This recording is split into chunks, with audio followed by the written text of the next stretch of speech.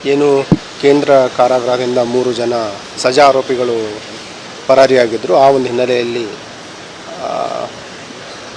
ಜೈಲಿನ ಅಧಿಕಾರಿಗಳು ನೀಡಿದ ದೂರಿನ ಮೇರೆಗೆ ಫರ್ತಾಬಾದಲ್ಲಿ ಒಂದು ಪ್ರಕರಣ ದಾಖಲಾಗಿದೆ. ಕ್ರೈಮ್ ನಂಬರ್ 74/2026 BNS ಕಾಯ್ದೆಯಡಿ ಪ್ರಕರಣ ದಾಖಲಾಗಿತ್ತು. ಆ ಒಂದು ಪರಾರಿಯಾದ ನಂತರ ಇಮಿಡಿಯೇಟ್ ನಾವೆಲ್ಲ ಸ್ಥಳಕ್ಕೆ ಪರಿಶೀಲನೆಯನ್ನು ಮಾಡಿ ವಿಶೇಷ ತಂಡಗಳನ್ನು ಮಾಡಿದ್ವಿ ನಗರ ಪೊಲೀಸ್ ವತಿಯಿಂದ. ಅದಲ್ಲದೆ ಏನು ಇವರು ಪರಾರಿಯಾದ 3 ಜನ ಆರೋಪಿಗಳಿದ್ದಾರೆ, ವಿವಿಧ ಪ್ರಕರಣಗಳಲ್ಲಿ ಭಾಗಿಯಾಗಿದ್ದರು. 2 ಜನ ರೇಪ್ ಮತ್ತು ಪೋಕ್ಸೋ ಪ್ರಕರಣ ಇತ್ತು ಮತ್ತು ಇನ್ನೊಬ್ಬನ ಮೇಲೆ ಕೊಲೆ ಪ್ರಕರಣದಲ್ಲಿ ಸಜೆ ಆಗಿತ್ತು. 3 ಜನ ಮೂಲತಃ ಬೀದರ್ ಜಿಲ್ಲೆಯವರಾಗಿದ್ದರು. ಹಾಗಾಗಿ ಕಲಬುರಗಿ ನಗರ ಪೊಲೀಸ್ ವತಿಯಿಂದ ಮತ್ತು ಈಶಾನ್ಯ ವಲಯದ DIG ಮತ್ತು SP ಕಲಬುರಗಿ, SP ಬೀದರ್ ಮತ್ತು SP ಯಾದಗಿರಿ ಎಲ್ಲರಿಗೂ ಕೂಡ ನಾವು ಇಂಟರ್ ಡಿಸ್ಟ್ರಿಕ್ಟ್ ಕೋಆರ್ಡಿನೇಷನ್ ಟೀಮ್ಸ್ಗಳನ್ನು ಮಾಡಿ ಕಾರ್ಯಾಚರಣೆಯನ್ನು ಸ್ಟಾರ್ಟ್ ಮಾಡಿದ್ವಿ.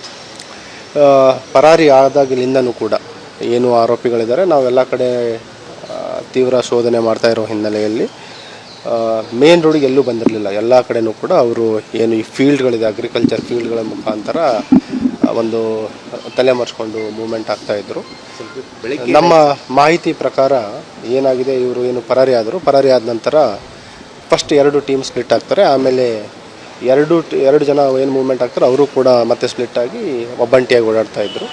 ಬೆಳಗಿನ ಜಾವ ಇವತ್ತು ಫರ್ತಾಬಾದ್ ಇನ್ಸ್ಪೆಕ್ಟರ್ ಮತ್ತು ಅವರ ಟೀಮ್ ಅವರಿಗೆ ಒಂದು ಮಾಹಿತಿ ಬರುತ್ತೆ. ಏನು ಇದು ಹುಮ್ನಾಬಾದ್ ರಿಂಗ್ ರೋಡ್ ನಂತರ ಹುಮ್ನಾಬಾದ್ ಕಡೆ ಹೋಗುವ ಒಂದು ಇಂಡಸ್ಟ್ರಿಯಲ್ ಏರಿಯಾದಿದೆ, ಅಲ್ಲಿ ಇವರ ಒಬ್ಬನ ಸಸ್ಪೆಕ್ಟ್ನ ಒಂದು ಮೂಮೆಂಟ್ ಇದೆ ಅಂತ ಗೊತ್ತಾಗುತ್ತೆ. ಅಲ್ಲಿ ಅವನಿಗೆ ಹಿಡ್ಲಿಕ್ಕೆ ಹೋದಾಗ ಅವನು ತಕ್ಷಣ ನಮ್ಮ ಸಿಬ್ಬಂದಿಯವರಿಗೆ ಹಲ್ಲೆ ಮಾಡಲಿಕ್ಕೆ ಮುಂದಾಗ್ತಾನೆ. ಆ ಸಂದರ್ಭದಲ್ಲಿ ಅವನಿಗೆ ಸರೆಂಡರ್ ಆಗಿ ಅಂತ ಹೇಳಿದ್ರು ಕೂಡ ಅವನು ಸರೆಂಡರ್ ಆಗಲ್ಲ ಮತ್ತು ಗಾಳಿಯಲ್ಲಿ ಒಂದು ರೌಂಡ್ ಫೈರ್ ಮಾಡಿ ಅವನ ಮೇಲೆ ಒಂದು ಆತ್ಮರಕ್ಷಣೆಗೋಸ್ಕರ ಸೆಲ್ಫ್ ಡಿಫೆನ್ಸ್ಲಿಂದ ಫೈರ್ ಮಾಡಿದ್ದಾರೆ. ಅವನ ಬಲಗಾಲಿಗೆ ಗಾಯ ಆಗಿದೆ. ನಮ್ಮ ಏನು ಇಂಜೂರ್ಡ್ ಸ್ಟಾಫ್ ಇದ್ದಾರೆ, ಕಲ್ಯಾಣಿ ಮತ್ತು ಪ್ರಕಾಶ್ ಅಂತ ಇಬ್ಬರು ಸ್ಟಾಫ್ ಇದ್ದಾರೆ. ಇಬ್ಬರನ್ನು ಕೂಡ ನಾವು ಇಲ್ಲಿ ಆಸ್ಪತ್ರೆಗೆ ಚಿಕಿತ್ಸೆಗೋಸ್ಕರ ಶಿಫ್ಟ್ ಮಾಡಿದ್ದೀವಿ. ಇಂಜೂರ್ಡ್ ನಮ್ಮ ಪೊಲೀಸ್ ಸಿಬ್ಬಂದಿಯವರು ಕೂಡ ಮತ್ತು ಏನು ಇವನು ತಲೆಮರೆಸ್ಕೊಂಡಿದ್ದ ಆರೋಪಿ ಸಜಾ ಕೈದಿದ್ದಾನೆ ಸಂತೋಷ್ ಬಸಪ್ಪ ಮೇತ್ರೆ ಅಂತ 28 ವರ್ಷ, ಬೇಸಿಕಲಿ ಬೀದರ್ ಜಿಲ್ಲೆಯ ಸಂತಪುರ್ ಪೊಲೀಸ್ ಸ್ಟೇಷನ್ನ ಆರೋಪಿಯಾಗಿದ್ದಾನೆ. ಇವನಿಗೆ ಪೋಕ್ಸೋ ಮತ್ತು ರೇಪ್ ಕೇಸಲ್ಲಿ ಲೈಫ್ ಸೆಂಟೆನ್ಸ್ ಸಜೆ ಆಗಿದೆ. ಅವನು 2025ರಿಂದ ಇಲ್ಲಿ ಸೆಂಟ್ರಲ್ ಪ್ರಿಸನ್ಗೆ ಶಿಫ್ಟ್ ಮಾಡಿದ್ರು. ಈಗ ಏನು ಉಳಿದ ಇಬ್ಬರು ತಲೆಮರೆಸ್ಕೊಂಡಿರುವ ಸಜಾ ಕೈದಿಗಳಿದ್ದಾರೆ, ಅವರಿಗೂ ಕೂಡ ಬಂಧನ ಮಾಡಲಿಕ್ಕೆ ನಮ್ಮ ವಿಶೇಷ ತಂಡಗಳು ಕಾರ್ಯಾಚರಣೆಯನ್ನು ಮುಂದುವರಿಸಿದ್ದಾರೆ. ಇವರು ಎಸ್ಕೇಪ್ ಆದಮೇಲೆ 3 ಜನ ಬೇರೆ ಬೇರೆ ಕಡೆ ಹೋದ್ರಾ ಹೇಗೆ ಸರ್?